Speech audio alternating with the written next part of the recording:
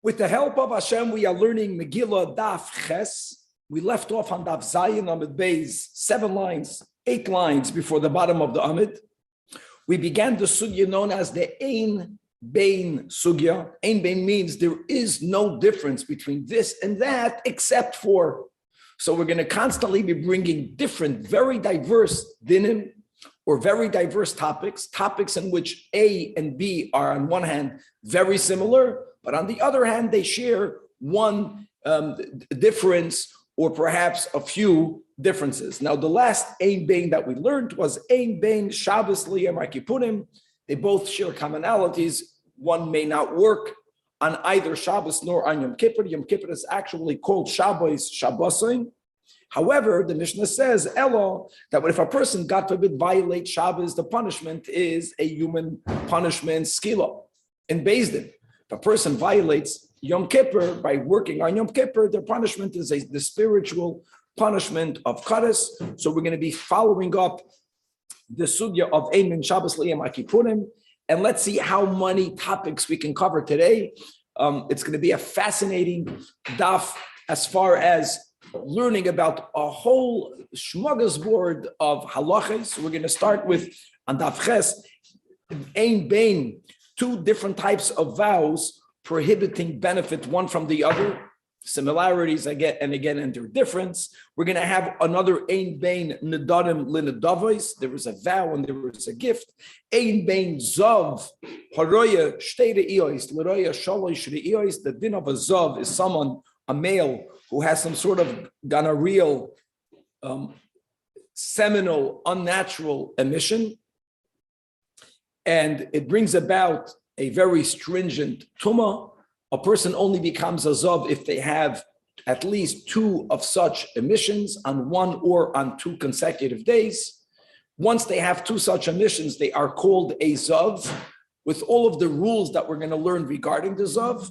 However, there is one difference in which if one has a 3rd emission, whether it is all 3 on the same day or whether it's 3 on 2 days or max 3 on 3, but back-to-back days, then the person does not become more tamei, but there'll be one difference, and that will be that person then will have to bring the carbon of a zav at the end of the 7 clean day count and of the going to the mikvah, as we're going to go over these halachas.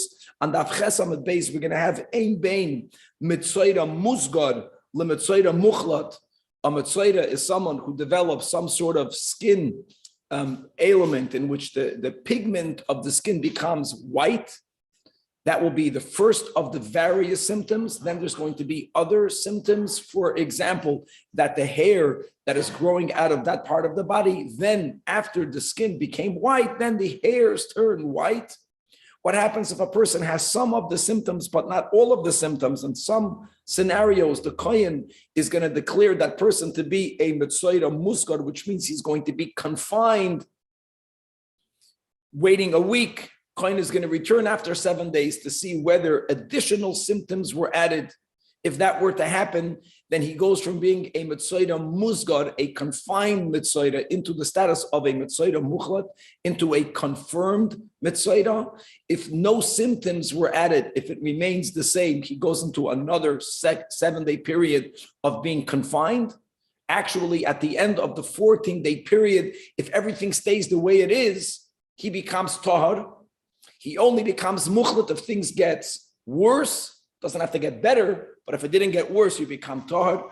Even when the Mitzoira is in the state of him being confined, before him being confirmed, he is a bona fide Mitzoira, an Ein Bein, with all of the details that we will learn when we learn today's daf. But there'll be one difference, or the 2 differences that the Mishnah will enumerate between the Mitzoira that's only confined versus the Mitzoira that's confirmed. And if we will have time on daf ches amid beis, we're gonna learn the Mishnah at the end of the Amid that speaks about Ein Bein Sifrei Torah to Tefillin and Mezuzahs, and it's going to be a shocking Mishnah in which the Tanach, the Chachamim hold that a Sefer Torah may be written b'chol lashon in any language. And as we'll learn the sugya, it's not about fulfilling the mitzvah of writing of a Sefer Torah. The mitzvah of writing a Sefer Torah has to be on Lashon HaKodesh. but you can write it in any other language and learn from it and fulfill the mitzvah of learning Torah, versus tefillin and mezuzahs that may only be written in Lashon HaKodesh. And Chavre, let's buckle our seatbelts, because Mamash today, unlike yesterday, was exciting in one way. Today it's exciting in a different way. We will go through many halachas in very diverse areas in the Torah. Again, we are concluding the sugya 8 lines before the bottom of the Amid. Ein bein Shabbos liyem HaKippurim. Other Shabbos punishments, skila in human court and a beis din, bidei adam, and Yom Kippur. If one, God forbid, violates the malachos on Yom Kippur, then they are punished with kares. And we're going to have now we're going to introduce a Mishnah from a Masechta Makos, which will appear to contradict our Mishnah. Says the Gemara Tanan Hassan, we learned in Makos, kol chayavei krisos. If a person violated any violation for which you're chayav kares, but if that person will be flogged, shelaku. Now, remember this simple rule. Whenever God says, thou shall not do X, Y, or Z, if the Torah doesn't specify the punishment, the default punishment of a violation of a negative commandment that's done by an action is malchus in a beis din. However, like any punishment that's given in beis din, there are many preconditions. You have to be, the violator has to be forewarned. Halachically, hasra'ah, with the details, there has to then be 2 kosher witnesses that testify in the beis din that the person indeed was warned and violated. In actuality, most violators won't be found guilty in a halachic beis din. But in the case where the person will be found guilty, and according to our Tanach, even though the Torah prescribes the punishment of kares, but still there is also the punishment of malchus. If you indeed get malchus, the person will be exempt from the punishment of kares. Almost the opposite of what we finished yesterday, learning the concept of kam le midraba midei, which is really the sugya we're going to have in Ksubas Perek Shlishi, that if you do one act that has 2 punishments, you get the more stringent punishment. Here, kares is certainly considered more stringent than getting malchus. Nevertheless, this Tana holds that in the case where you get malchus, obviously with tshuva, nothing goes without tshuva, then you'll be forgiven, so to say, and you won't be chayiv kares anymore. And the pasuk that the Tana brings, sheneman, it says in Parshas Kiseitze, when the Torah speaks about malchus, the nikla achicha le'anecha, your brother will be demeaned, because when you get flogged, you get demeaned in front of your eyes. So Chazal learned, Rab Hananya learns, Kivan Shalaka, once he gets flogged, he becomes mamish like your brother spiritually, and he's forgiven, and there's no more kares. These are the words of Rabbi Hananya ben Gamliel. Amar Rabbi Yechanan, even though the Mishnah Makos does not quote a dissenting, a Tana that argues, but Chalukin olav chaveirav al Rab Hananya ben Gamliel. The other Tanoim disagreed with him. And you know what? Rabbi Yechanan didn't say from where he knew that. So says Rava, that Omri Bei Rav, that let me share you. In the yeshiva of Rav, they figured out the source of Rabbi Yechanan. You know what his source was? Our Mishnah, Tanina. Says in our Mishnah, Ein bein Yom Kippurim l'Shabbos, elo shezeh Shabbos u'doin b'dei Adam. Again, if you were forewarned, if there were witnesses, but ultimately, God forbid, you get skila. Now, says the students in the yeshiva of Rav, quoting them, the im isam, if our Tana would agree to Rabbi Hananya ben Gamliel, that when you get malchus, you'll be exempt from kares, then one can argue that even when it comes to the violating of Yom Kippur, the punishment is also bidei adam, because you're going to get malchus, and then you'll be exempt from kares. Either b'dei adam. And therefore, this is Rabbi Yechanan's source when he says that the Mishnah Makos, which Taka only quotes Rabbi Hananya ben Gamliel, is only Rabbi Hananya, and the other Tanoim disagree. That's referring to our Mishnah. So Amar Rav Nachman, that's not correct. I'll push back. Lav Davka, our Mishnah cannot be used as the source of the statement of Rabbi Yechanan. And the Gemara is going to give 2 reasons. Number 1, maybe our Mishnah follows the Shita known and taught to us by Rabbi Yitzchak 3 lines before the bottom of the Amid, that holds Malchus b'chayove krisis leke. Whenever God, like he says, when God says thou shalt not do, and God does not prescribe any punishment, taka, then the punishment is that if you violated it through an action, and if there isn't a assay that can compensate, that can make up, you're going to get malchus. But whenever the Torah prescribes a punishment, and according to Rabbi Yitzchak, even if it is only a ruchniistic punishment, not bidei adam like Kaddish, the bechlal there's no malchus. The Tanya Rabbi Yitzchak Omer, Chayave Kriso is bechlal hayu. He's speaking about the aroyos. When the Torah repeats that if a person has a relation with a sister, he's going to be chayiv Kaddish. Even though that information, that statement was already written prior to. Why did God repeat or specify that if a person has a relation with one sister, you're going to be chayiv Kaddish lodoina, to teach you that if a person has such a relation, they only get Kaddish, they don't get malchus. And then there is the general rule, I think it's the 8th klal in the Yud Gimel Midos, that once there is a detail that the Torah teaches us regarding one part of a mitzvah, right? It's not only for that prat, but it's for the entire klal. And according to Rabbi Yitzchak, wherever there is kaddish, there's never malchus. Point B, that our Mishnah B'chlal is not relevant to the topic of Rabbi Hananya ben Gamliel. Maybe our Mishnah would hold that if you would get malchus, you wouldn't get kaddish. It's just that you don't get malchus for the violation of Yom Kippur. Number one. Number two, Rav Ashi Amar, maybe Afilu Tema, our Mishnah follows the Rabbanon, not Rabbi Yitzchak. And yes, if a person had a proper halachic forewarning, and if there were proper witnesses, there is a concept of a person getting malchus for violating Yom Kippur. Nevertheless, it doesn't take away from the Ein Bain from our Mishnah. When the Mishnah says that if a person violates Shabbos, then Zodoinoi Bidei Adam, that's correct. Because the prescribed punishment for a violation of Shabbos b'mezid is skila. V'zeh, the general prescribed punishment for violating Yom Kippur, meaning dua malach on Yom Kippur, is getting kaddish. Now, is there a unusual scenario where you have a halachic forewarning and you have witnesses, and in that case you'll get malchus? And let me go further. When you get malchus, you don't get kaddish. Yeah, our Mishnah also can hold like Rab Hananya.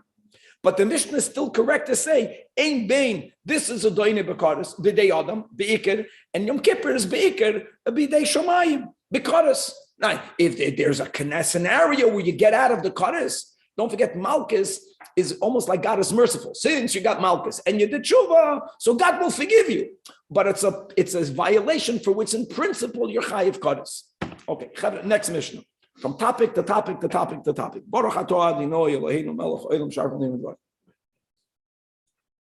When we will, God willing, learn Nedarim, we will emphasize the importance of never making vows. It became part of almost Jewish tradition that every Monday and Thursday people say, bli neder, bli neder.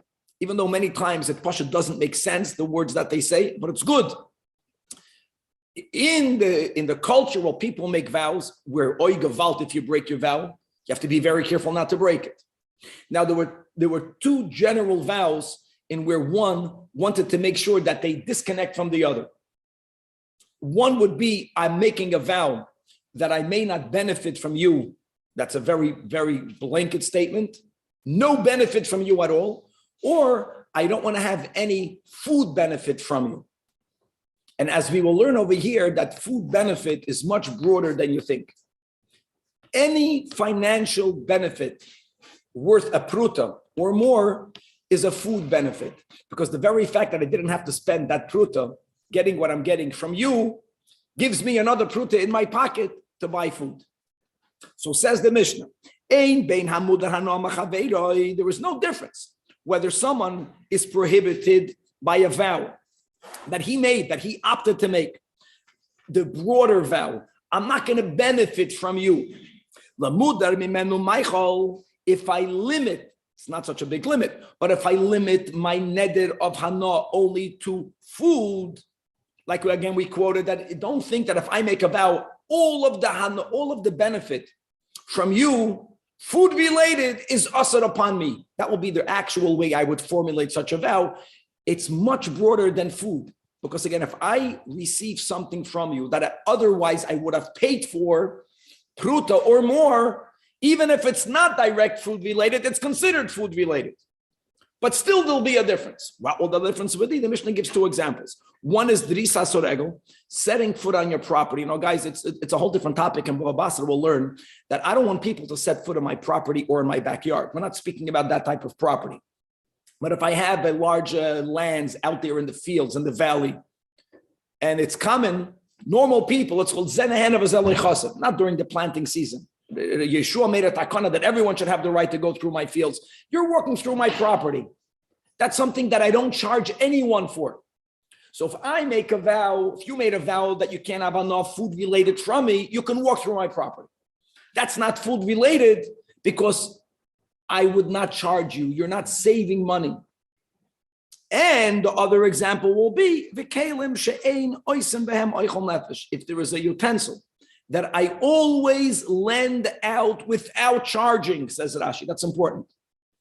And it's a keli that doesn't make food, then if the vow was limited to food-related benefit, then you are allowed to use that utensil because it's not food-related. You're not benefiting by not spending money because I never charge anyway.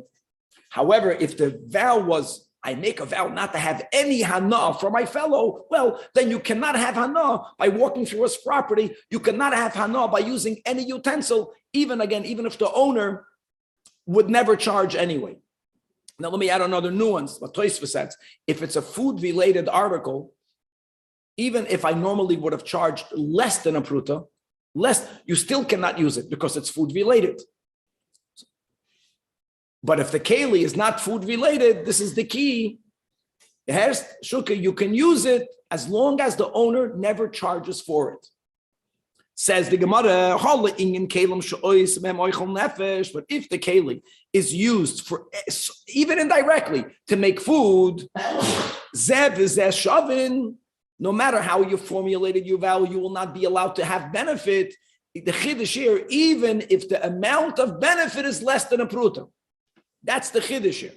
And in other areas of halacha, something that's less than a pruta is of insignificance, not when it comes to vows. If I vowed not to have any food-related benefit from you, and you have this disposable plate, the whole plate is not worth a pruta, and you lend it to me, even if you were to charge, it would be less than a pruta, I can't use it because I made a vow not to have any food-related benefit. It seems to suggest also it doesn't matter what your intended use of it is. Even if your intended use of it is not food-related, because it's a food-related. That's a good point. If the keli is food-related, you may not use it for anything. Correct.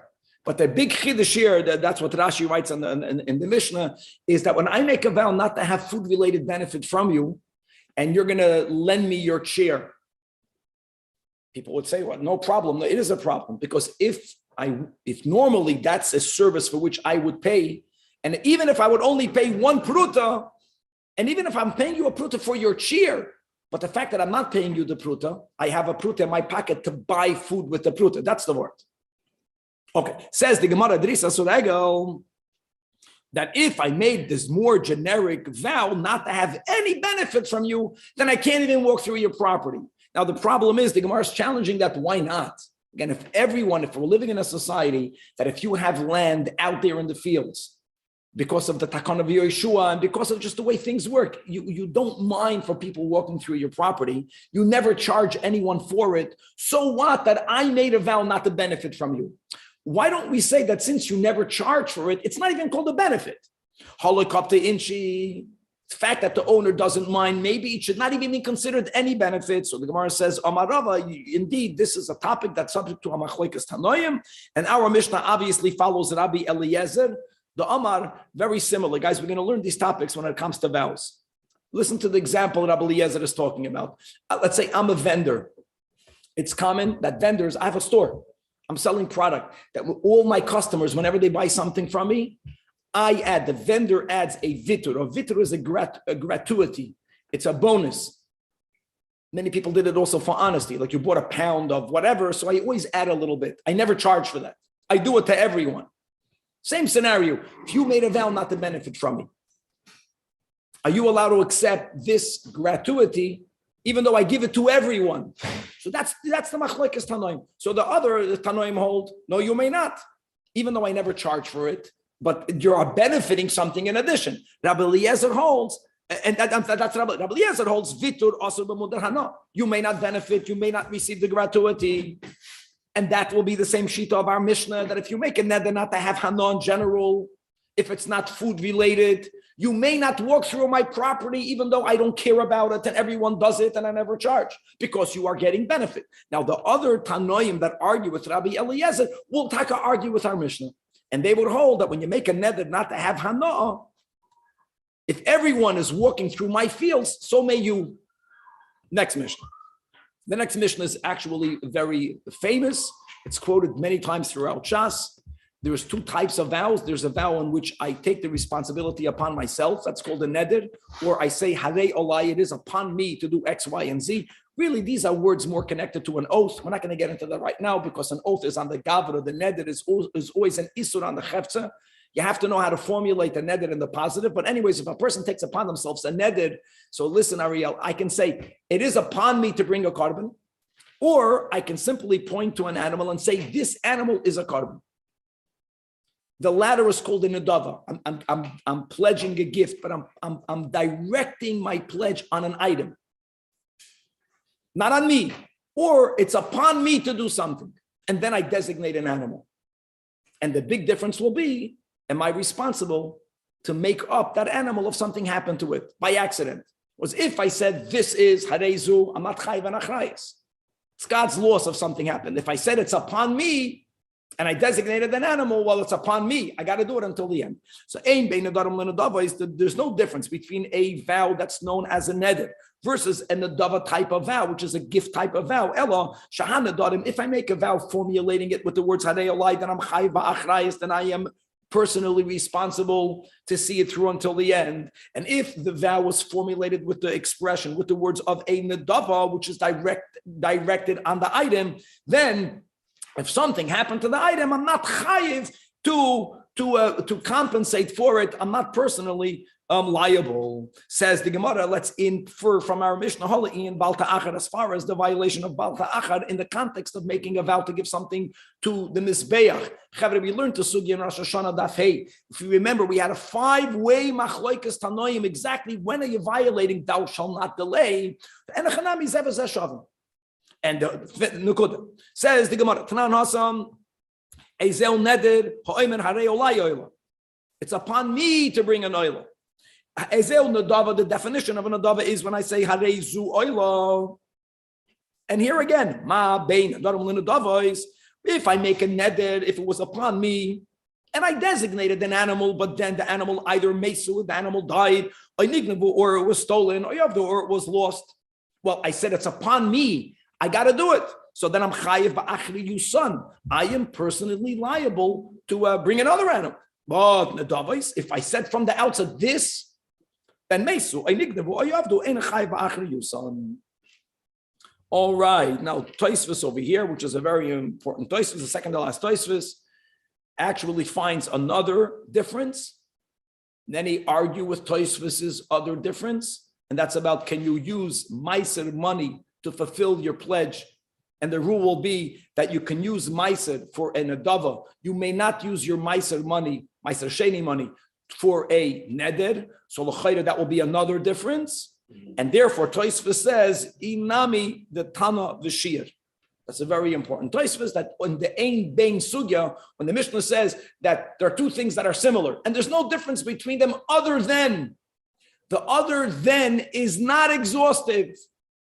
Now, it doesn't take away the fact that the Gemara is inferring, the fact that Mishnah didn't write another difference, it means they're equal. Yeah, the Gemara says that. But wherever the Gemara doesn't say it, it doesn't mean that in everything else they are similar. That's a very important statement, and many Rishonim argue with that. And that's just, it's good to have that information when it comes to this entire Ein Bein Sugya. Let's go back on the Gemara. In the beginning of Vayikra, where the pasuk they were speaking about a korban oila, that v'nirtzaloi l'chaper olav, and it will be accepted for him. That what? That it will atone for him. Him. It could have said v'nirtzal l'chaper olav, or v'nirtzaloi l'chaper. So the emphasis will be on the words olav. Olav means for him. Rab Shimon Omer that es sha'olav, that whenever a vow was formulated, she'olav, on me, then you're chayv and achrayis. If it was formulated without making myself liable for it, ve'eshe'eno olav, you're not chayv achrayis. Now, my mashma, how does the word olav imply that you made the vow in a way that it's upon you? Olav. So Amar Yitzchak ben Abdimi, he kept going to Amar, Olai. Mamish, that's it. Hanei Olai. Why is olav more than loy? It's a loy l'chaper. Loy and olav. Why is olav more strong than loy? Why you learn it out from olav? Olav means that Hanei Olai, Pasha, the words. Olav, that if I made a olav, then I'm chayv and achrayis. If I say olav means olai.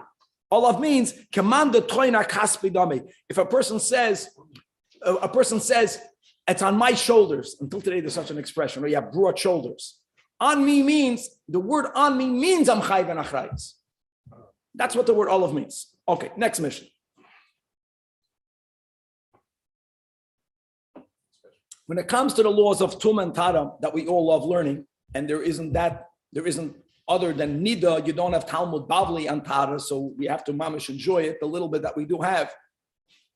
If a person has any type of seminal emission, whether it is called the normal Balkeri, and the Gemara in Nida, I think it was in Daf Lamed Daled or Daf Lamed Gimel, specifies the texture difference of the semen. Whether it is healthy, whether it is not healthy, whether the person had an erection or not, a person with one such emission becomes a Balkeri. A Balkeri is tummy on the level of a Rishon, and the person gets out of that tumah by simply going to the mikvah and waiting until it gets dark. If a person has another emission, but it's not the normal seminal emission, it's called a Zav emission. Now, if you want to put it into medical terms, there's something called a gonorrheal emission. If that's the correct way of pronouncing it, Danny is going to pipe up in a second.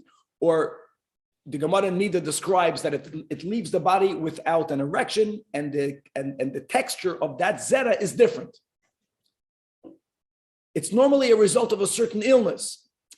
The din is that person, if this is the second emission, which is either going to be on the same day or one day following the other back to back, the person becomes a Zav. A Zav is much worse than a Rishon. He's tummy on a level of an Av.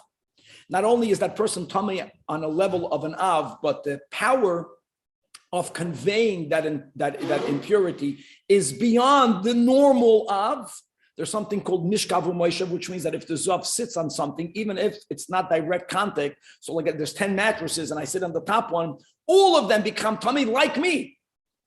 It becomes normally when you convey tumah, it goes down a notch. By Zav, it doesn't go down a notch. If it's MERCAVA, there's another unique tumah called tumas hesed.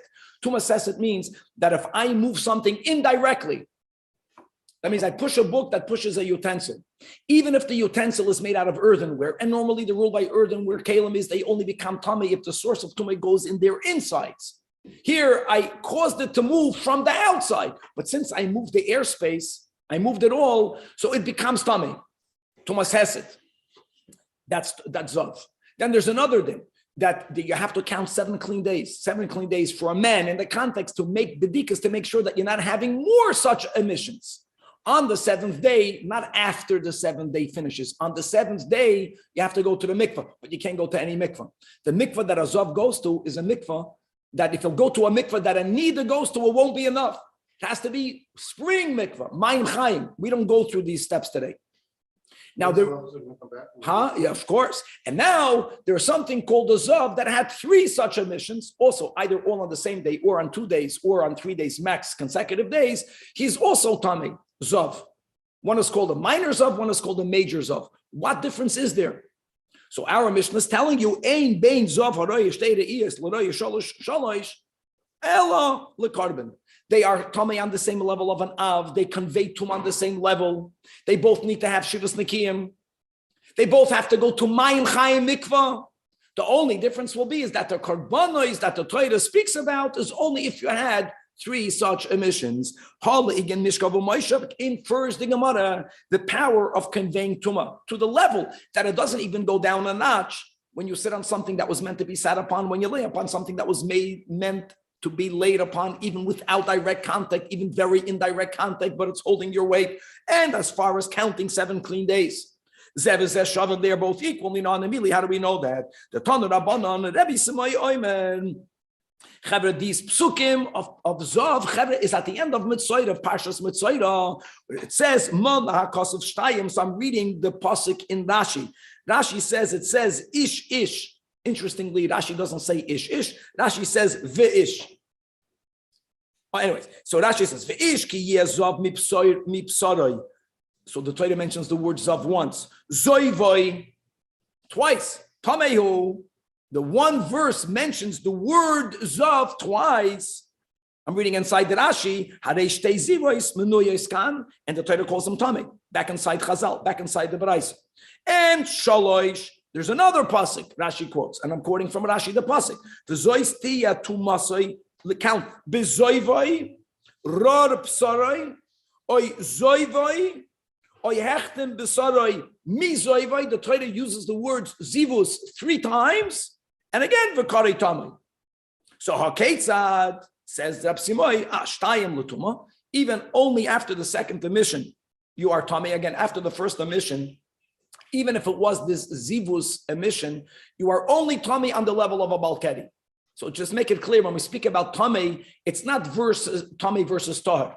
It's the stringent tuma of zav, and when you have a third time, that tumah doesn't change. You already became tamei on the higher level. The only difference will be that as at the end of the 7 clean days, you have to bring a carbon.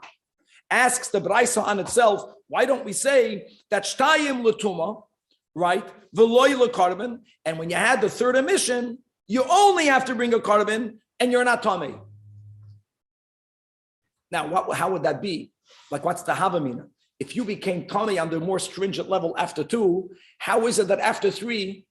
It would flip. You would have to bring a carbon, but you wouldn't be tamei on that level. Maybe the pshat would be that since you had 3 such emissions, it's called ki'ilu igloyim milsa lemafreya. It retroactively redefines it. That's the havamina, but the Braisa says it can be. Amrat, I'll tell you. Before you see 3, you see 2. And if you already have the status of tuma after 2, that tuma cannot go away. Why don't we say that the din of 2 is only for a carbon and not for tuma? We can say that. We can say that if you have 2 re'iyos, then you have to bring a carbon at the end of the 7 days. Just like after 3. The difference between 2 and 3 is regarding these stringent levels of tumah, shalosh afla tumah, and that's something that you don't see from the psukim that Rab Simoi based his limud from. But the Gemara says, Lo yisal kadaitach. Don't think that because I have another pasuk and another braisa. The Tanya. Again, these are all psukim from Parshas Mitzvah. It says, V'chiper olav ha'kohen lefnei Hashem. Now we're speaking about the end, right? The karbanis. This is about the karbanis of Azav. Mi zoivai, kaich mi zoivai. From his emission. So many times we have this. Mi zoivai could be interpreted as a exclusionary word. Not always, not every time zivus. From the cases of zivus. Miksa zav and midiam carbon. The topic of this verse is only connected to some type of zivus. Umiksa zavin a midiam carbon. Now that we interpret the mi zoivoi as a differentiating letter, sometimes yes, sometimes not. So when yeah, when not, it's logical. So haketzad, if you had 3 emissions, then you have to bring a carbon. If you only had 2, then you don't have to bring a carbon. Continues the Braisa asking on itself, maybe not. If you see 2, you have to bring a carbon. Same thing. If you see 3, you don't have to bring a carbon. Again, the havamina will be that if a person is having all these emissions, maybe it's just a medical condition. Maybe it's going to retroactively redefine what's happening. But we reject that. Same lunch, amrat can be. Before you have 3, you have 2. If you're chayiv carbon by your 2, that chayiv cannot just go away. So now that we have a mizoivoi, so from the mizoivoi, we know that the difference between 2 and 3 is regarding a carbon. Not tuma, yes, carbon. Now, we have also the psukim that Rab Simoi quoted. Why do we need to have both? So the Gemara explains that ve'itzrech the Rabbi Simoi, that mana hakosov shtayim and mana hakosov shalosh. And we also have to have the mizoivoi that this Braisa just quoted, explains the Gemara beautifully, because if we only would have had the limud of Rab Simoi, habamina, right? We would have still remained with the question that we had, Kikushin. What was the question that we had? Maybe the difference is only regarding Tumah. Maybe even after 2 times, they got to bring a carbon. 2 times a carbon, 3 times a carbon. Oh, but Nishkav Moishav and Hesed and all of those chumras is by the 3rd. All the psukim of Rab Shimai proves is that there is a difference between 2 and 3, but we don't know where to apply it to. That's why we needed this pasuk of Mizoive, which this pasuk speaks about karbanos. That when does the kohen have to bring kapara? Sometimes. Oh, so hold on. So now I know the carbon from this pasuk. So why isn't that enough? I wouldn't know the numbers. I would know that only sometimes there's a carbon, but not always. But who says it's 2 and 3?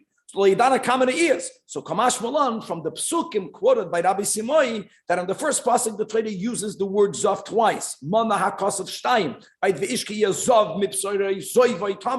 There's another pasuk right there that quotes the words zivus thrice 3 times. So we know that the numbers are 2 and 3.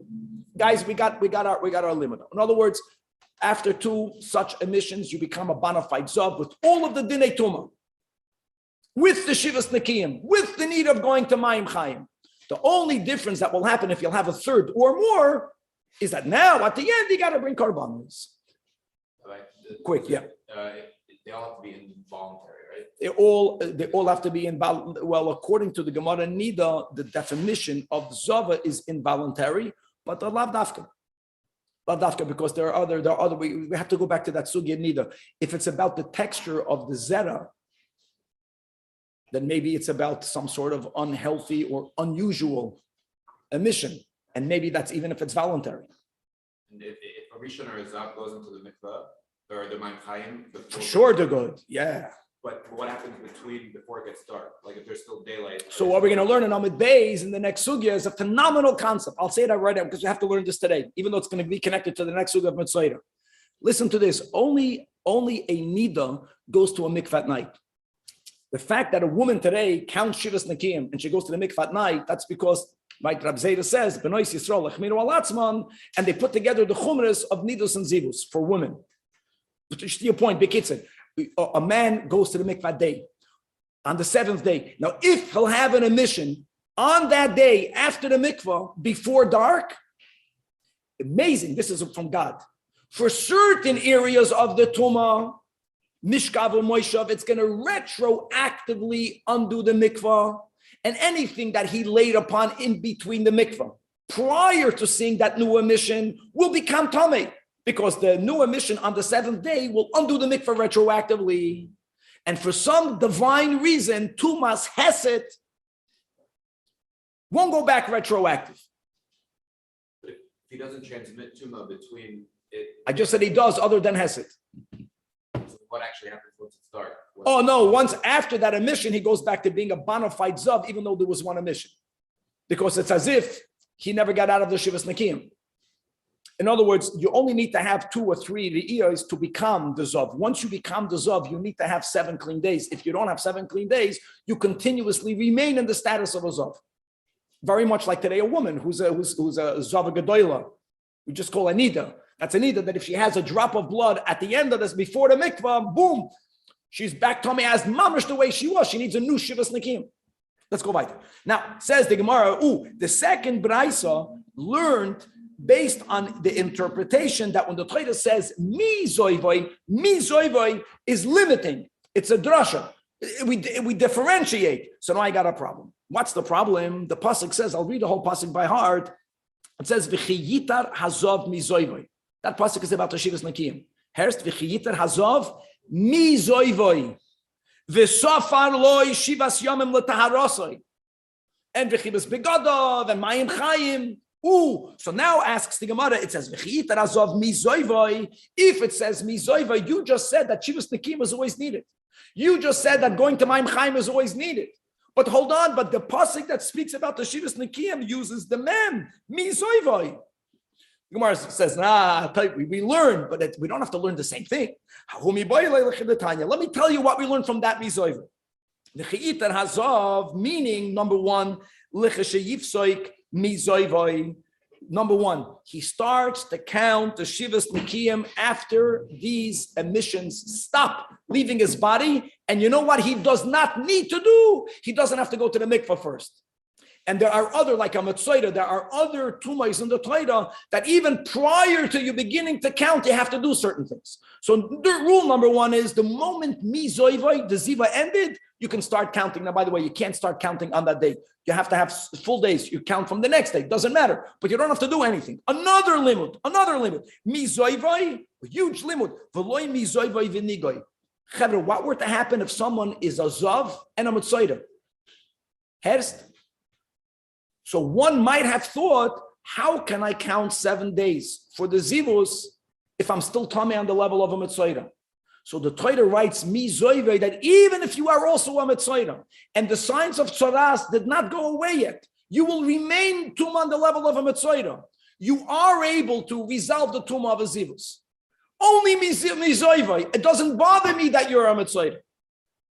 Number three, when it says mizoivai v'safar, like we said, it says v'chiyitar hazov mizoivai. Really, in the pasuk there's a comma, and then you say v'safar lo yeshivas yamim. Here we're putting it together. Mizoivai v'safar, 3 lines from the bottom. Limeid alzov bal shtei de'iyos. Even if he only had shtei de'iyos, what we're learning, he also needs to have shivas nekiyim. Now, for this last one, asks the Gemara, why did we need that? Why wouldn't we say it on our own? The same thing, of course. If you have 2 de'iyos, you have to count 7 clean days. You know why? Because we just established above from Rab Simoi that even only after 2 de'iyos, you are tummy on the stringent level. So if you're tummy on that level, why do you need to have shivas nekiyah? So why did the Braisa have to learn mizoivai v'safar for something that I would have known logically? Doesn't get more exciting than this. Answers the Gemara, no, it doesn't. You would not have known it logically. And the proof is from So again, there's many details that there's not enough time to speak out, but very brief. That really midin Torah, when a woman has her period, she enters 7 days of nidus. During those 7 days, whether she's bleeding throughout all of it or only in the beginning, it's called the days of Nida. And Midin Torah, she doesn't have to count Shivas Nikiyim. Midin Torah, she can bleed 7 days straight until Shkia. As long as it stops by Shkia, she makes a hefsek tada and she goes to the mikveh that night. And then the subsequent 11 days are called days of Zivus, in which if she sees nothing, she remains Muteres Labayla and Tahoira. But if she sees Dam during those 11 days, it depends. If she sees Dam on 1 day, then she only has to count 1 clean day.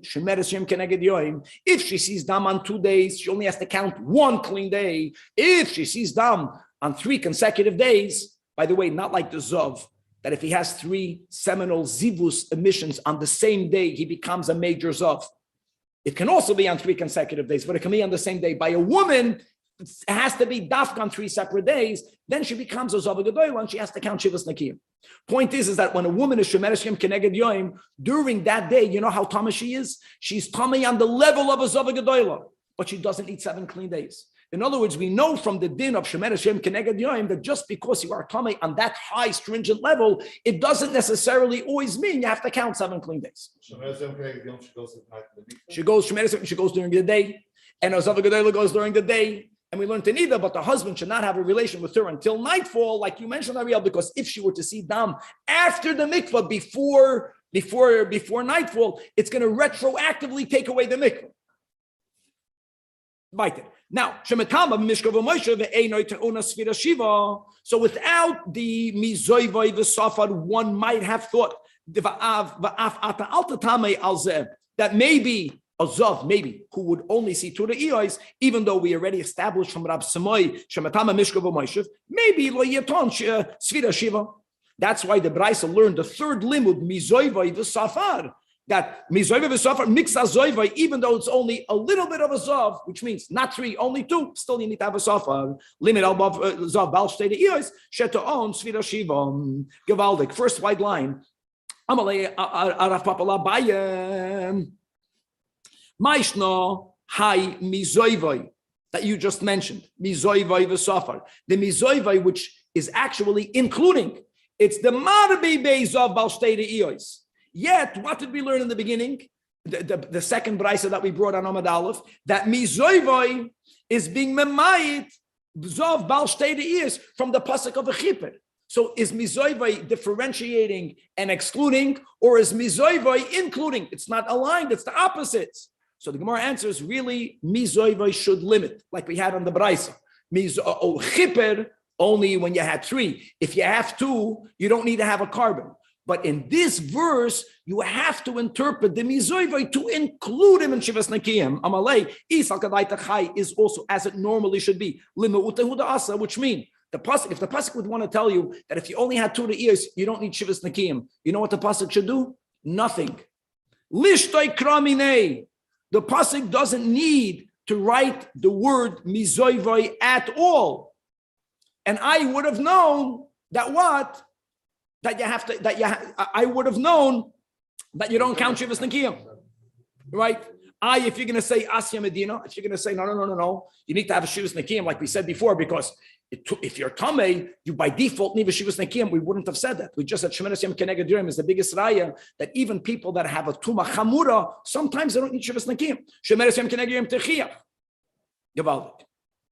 And therefore, the fact that the Torah writes a word that's not needed, in this context, it must mean not to exclude, but here it means to include. Now, hold on. Didn't we learn other things from this mizoivai? How would the Torah even have an option not to write it? Like we learned before, what does the Bach say? From mizoivai uminigai. So you need to have that mizoivai. So answers the Gemara, no. Im kein licht of kra v'chiiter hazov. Don't write the words. We will learn it from the Zav. You see what Zav means? Zav means even if you are a Mitzayra and you're not yet getting out of your tzaras, it doesn't matter. Only focus on the Zav. We would have learned it from the word Hazav, and we did not need the Mizoivai, Lamadli. So in our context, the Mizoivai, Limit al Zav is that you have to count 7. The Mizoivai is coming to include and next to exclude.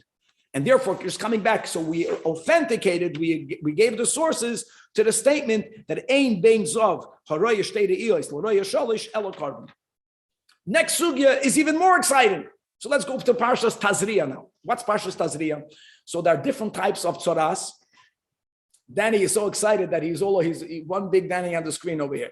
That you have, let's speak about tzoras of the person. And they're all different types of signs. But let's speak about, in a very generic way, there is the general symptom of the skin becoming whited, or the skin lost its pigment, which is really what happened, but mamish lost its pigment. And then on top of that, there was something in addition. One example would be that in that location, after the skin turned white, dafka after the skin the hairs turned white. If you have some hairs coming out of your skin, first the skin and then the hair. What happens if a person, now there's so many details, how large of an area, it has to be the size of a gris. A gris is an area in which 36 hairs can grow.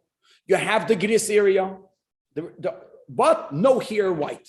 That will be one example where some symptoms are properly there. Like if the skin is white, but it's not even in the minimum size, it's garnished. But if the skin has the right size of whiteness and the right shade of white, it's very white, but the other symptoms are not there. So the pasuk says that the kohen is going to declare that person into a mitzvah musgar.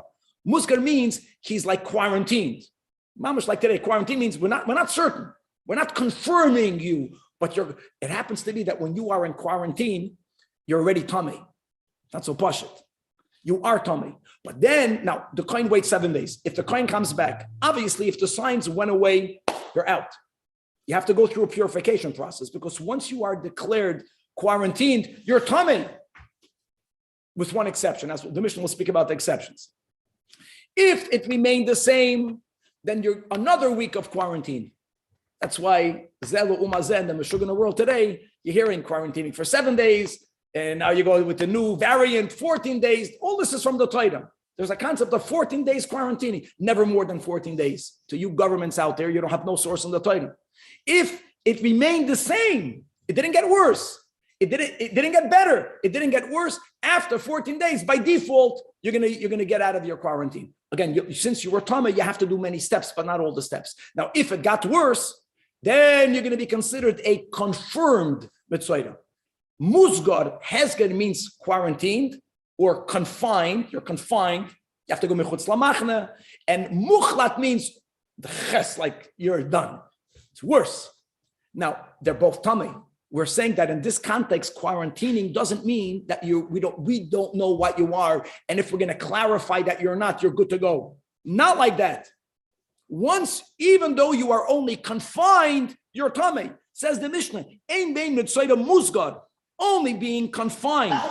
So gesund versus the worst step, being a mitzoida muchlat, being confirmed. Once you're confined, you're tummy. Elo priya uprima. Priya means you have to let your hair grow. That's a punishment from the Torah's perspective. And prima means you have to rent or rip your garments. These two pratim, and really the pasuk continues, Va'al sfasam yata, I think that's the lashon, that you have to wear your cloak all the way up to your lips. And the Tamei Yikra, there's a Hamshach pasuk that also only goes to the Mitzoida Muchlat. The Mishnah is not mentioning the remaining of the pasuk. So these details, in other words, a Mitzoida that's only Musgar is not bound by the laws that he can't cut his hair. But during the purification process, we'll see he undergoes the same purification process. That's Tumah, before the purification process. So they're both equally Tamei. And I'll give you an example. You know how Tamei a Mitzoida is? A Mitzoida not only is Matama Mishkav Moishev, but if a Mitzoida enters a home, all the items in the home become Tamei. That's called Tumas Biyah. And that is both by a Musgar and by a Muchlat. So the Tumah is the same. Now, ein bein tahar mitoy chesed, l'toyer mitoy chechlet. What happens during the process of becoming tahar? There's so many details. There's not enough time to talk it out. There is the shaving of the hair before the 7 clean days. There is the bird ceremony in the beginning of the 7 days. Then you have at the end of the 7 days again the shaving of the hair and a whole Megillah. So Ella, the shaving of the hair and the bird ceremony is only done if the Mitzoida became confirmed. If you only became confined, you don't need the teglachas and the tziparim, but all else you need. Says the Gemara again, let's make an inference. Shiluach means that a Mitzoida has to be sent out of all the 3 camps. It means he can never live in a halachically walled city. At least we have a link between Purim, between Megillah, because the definition of a walled city here also is a city that was walled from the times that Yeshua conquered the land of Israel. And Tumah means this very high level of Tumah. Let's leave it, it's very high level of Tumah, including, like we said, Tumas Biyah. So they're equal. Zevazeh Shavin, by the way, Zevazeh Shavin means they're both equally Tamei. Zevazeh L'chumra. Now asks the Gemara, Minohanamili. Now it's important just to help up. The Minohanamili is not on the inference from the Gemara.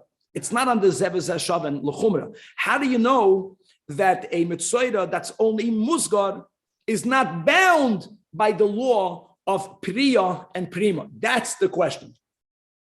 Approach number 1, a Braisa that was taught in the Yeshiva of Rav Shmuel Bar Yitzchak, and he repeated it in front of Rav Huna, that when it says, this pasuk, very important, if you don't know the psukim, you're not going to chap the Gemara. This pasuk is not about the muchlat.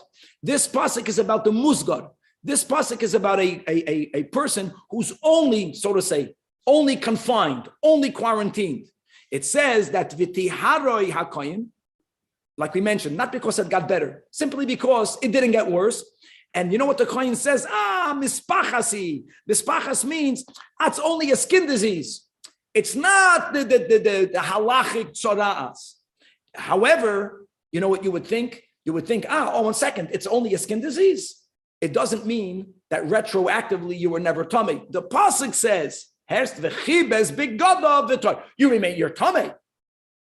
And you have to undergo a purification process. Now, the word v'toher, that will be a new Torah Shabbat Peh. This is unique. V'toher is to be understood past.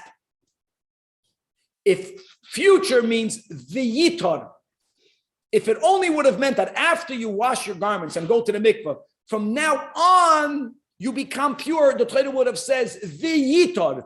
V'toher means there's some sort of retroactive. So what it means is that there are 2 details, there are 2 laws that you never needed to keep. Not retroactive, now we found out. Never. Since you were only musgar, tahar mi priya uprima de meikar. You were never mechuyev, right, to let your hair grow. You were never obligated to rend, to tear your garments with all the pratim that we learn in the Rambam regarding the mitzvah. Amalei Rava, the tahar means retroactive. In this way, retroactive means, see, Ariel, there's like this. There's from now on retroactive. This v'toid is much more than that. This v'toid means that you were never bound by certain rules. Mamish lemafreya. When it comes to the zav, and now we're going to go back to the zav, where it says v'chibis begadav, not v'yitar. V'chibis begadav v'toher. So Hassan my v'tor mikaraika. There was no retroactive. There was no. We just said in our Mishnah on Daf Amad Aleph that a zav that has two iyas is completely tamei. As far as Tuma and V'toher, he's mamish as Tamei as. But I'll tell you what it means. Elot means Toher Hashtam Elatami Kli Cheres Beheseit. So that was the Hashgacha Pratis, Ariel, that we already explained what this means. So I guess when the Zav, even to the ears, if he indirectly, if he moves even a Kli Cheres, he makes a Tamei. Question is, again, it's the seventh day. He already went to the mikvah. He moved Kli Cheres. And before the end of the seventh day, he has another remission. That this new emission brings him back to the state of Zav for sure. Does it go back retroactive for Tumas Mishkov Moshev? Yes.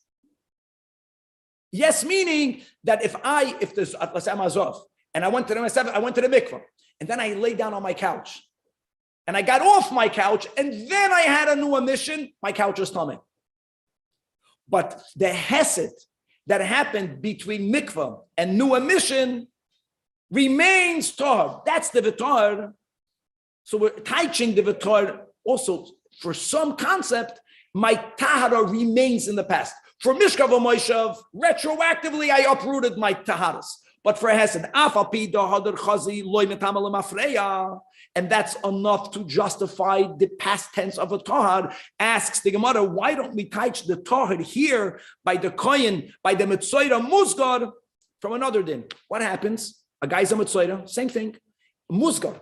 The din is, we said, he's just as tummy as the muchlet. He walked into a house. Everything in the house becomes tummy. What happens if it's on the seventh day? The signs were going away. He went into a house and everything is started. And then the signs came back. And the signs came back that he's going to become a muchlat now. So why don't we say that the Torah only means that all of the items in the home that he entered before he became the muchlat doesn't retroactively become tamei. That Torah hashtam elatame bebi'ala mafreya. But nothing more than that. So don't use the word v'tar to understand that priya and prima never were chal on him. So therefore, Rava rejects that answer. So Rava is back to the question from what's the source in the Torah that the requirement of priya and prima is only on the muchlat. And when it says this is about the psukim regarding the healing of a mitzvah. Asher boy hanega, etc., etc. The pasuk actually writes that's the pasuk that speaks about priya and prima, right? So asher boy hanega means mishat soratoi tuluya begufi, someone whose tuma is an exit of tuma is all about whether the signs of his bodies will get better or not, which is what happens to a muchlat. If you are mitzvah muchlat, the only way you can begin the purification process is if the semani tzoras leave.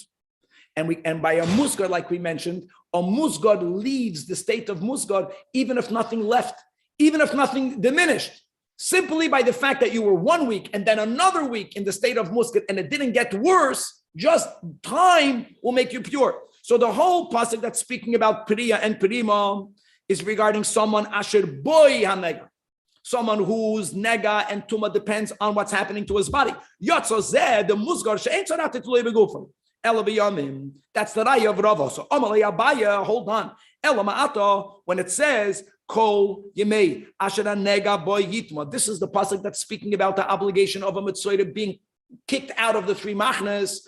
And what does the pasuk say? Kol yimei asher nega boy. So why don't we say only mishat tzaratet lo begufo? He needs to be sent out. V'she'ein tzorate toloi begufei, which is the musgad, ein toin shiluach. And maybe indeed so. That's the first line in the Gemara. It's not so. And v'chitema hachinami, no, v'haktani ein bein mitzayde musgad mitzayde muchlat ella priya uprima. And the Gemara began by telling you halai and shiluach, as well as ulatamoya bebia. Zev is a shavan that they convey to him. So Amalei, the Torah could have said Yemei Asher Negaboy. The Torah adds the words Kol Yemei, Kol Yemei, Kol Yemei. Larabis Mitzayde Musgar L'Shiluach. Oh, so basically what we are saying is that Musgar is excluded from Priya and Prima because it says boy. In other words, wherever the Torah doesn't say boy, what's the premise? If you don't have the boy, then you cannot exclude the musgad.